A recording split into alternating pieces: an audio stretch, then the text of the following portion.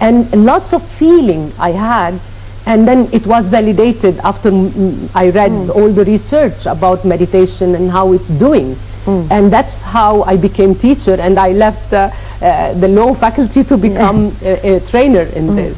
Ms. Nada, can we practice meditation in solitary atmosphere, in a quiet room, for example, or we can do it in a group session, for example? And we have to set a specific atmosphere and environment in order to practice meditation? Actually, you will be amazed that anywhere you can sit quietly, even in a metro station, you can meditate. Yes. Because actually, you go beyond the grosser level. You will be there, but as if you are not interested or not being affected by the environment. And we give an example. It is like in a noisy market. Yes. In a noisy market, you will be able to talk to the shopkeeper, and you bargain about the prices, and although there are lots of activity and noises around you. So the mind is able to do a selective flow when it needs or when it intends to. So wherever you sit to meditate, and you tune in as if you went diving. When you dive, although the waves are there, but when you go down you don't feel them, although they are there. So any place you can sit quietly, you can meditate. So surely if the environment around you is quieter, it helps you, because as we said, we are connected with everything around us. So but if it is not available, any place you can meditate. We have many people practice at work, like Oprah Winfrey started meditating I think a few years back. Yes. And then she made it available to her managers, and then when she felt the difference and the creativity, and she said different environments started to be expressing at work, and she made it available to all her staff during working hours. And she made 2 episodes about this technique, that how much it is helpful in creating peace and harmony in the working area. So anyone can practice in anywhere. Can we learn this practice by ourselves, or we need always a trainer to start? Usually mental techniques you need a trainer, because the mind is very delicate organ. It's different than the body. You can do exercises. There are many exercises of yoga. They are called hatha yoga. Hatha means yoga by force. Hatha means force. Yoga means unity. Unity between mind and body, individuality and totality. So there are practices, physical practices. This you can do learning from a TV or from... Because it's just exercises that I imitate. Yeah. And there are breathing techniques you can do. There are behavioral techniques you can do on your own. But mental techniques, you need to have some guidance, some in certain steps or milestones you will pass through. But when you master it, you can practice alone. It's like really driving a car.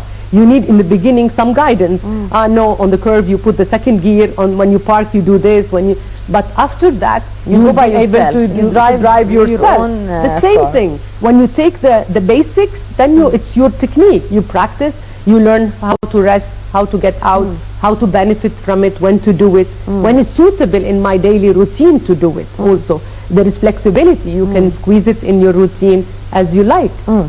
How long does a meditation session effect last? If I meditate, I did a meditation for myself, or I attended a meditation session, for how long does its effects last? It will last. Very good. There are research. We don't want to talk philosophy. There are research on the brain physiology. They did EEG test, electroencephalogram test, on people who practice meditation. And they followed them from 1 week, 2 weeks, 2 months, 2 years, 12 years. What they found, that when people start to meditate, there is synchrony in the brain wave between left part and right part of the brain. Somehow there is harmony and good relation between the 2 lobes of the brain. And this is the main thing that business training now is emphasizing on. How to create that mind holistic approach, how the mind and body work together, how the whole brain works together. And when they found that there is synchrony, and there is alpha wave clearly visible in the frontal part. Yeah. Alpha wave is associated with creativity, optimism, spirituality, and they found that with regular practice of meditation, the duration of how long it lasts increases with regular practice of meditation outside meditating. So we're creating as if that deep harmony that we experienced outside meditation without being practicing. So it starts to maintain longer and longer time. Are there level of indulgence in meditation? Of course. It's a field of all possibilities. It is like you say. What level? Like you say, I'm a diver. How far I can go? It's many levels. There is basic feeling that you go to silence and you come out. You go to silence and come out.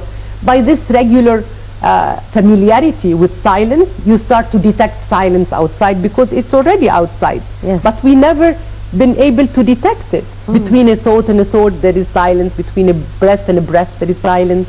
Between a word and a word, there is silence. But we never been able to capture it consciously. And now when you meditate, you'll be familiar with that total quietness. So when you come out, mind starts to detect it, as if a language that it knows. Yes. When you pass through it, you say, this is it, and this is it. So this is how the mind starts to be more and more familiar with quietness. But another level is how to be in it and flow in it and activate it. How to learn to initiate a thought in that field of silence, because we learn to think from the weak level, from the chaotic level. Yes. Now we set up or create a field of order, a field of silence, a field of concentrated energy and intelligence, and learn how to create a desire there, how to think from there. This is an advanced course that we can take, and there you learn many techniques, how to improve senses, how to improve feeling, how to improve perception. Lots of things are there. But is it easy to manipulate and control our feelings and thoughts?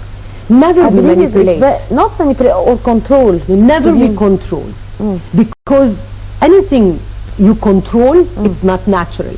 Control is not natural.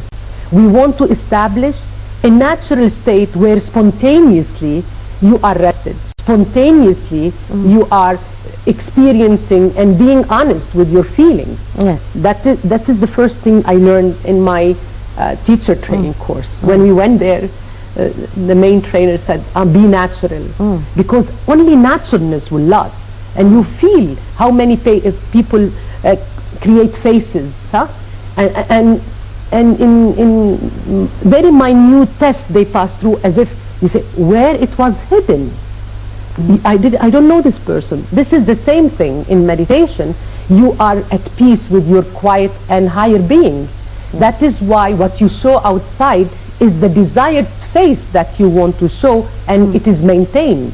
So you don't create control. On the contrary, we say be natural, and that is the true face, and that is the peace within. Indeed.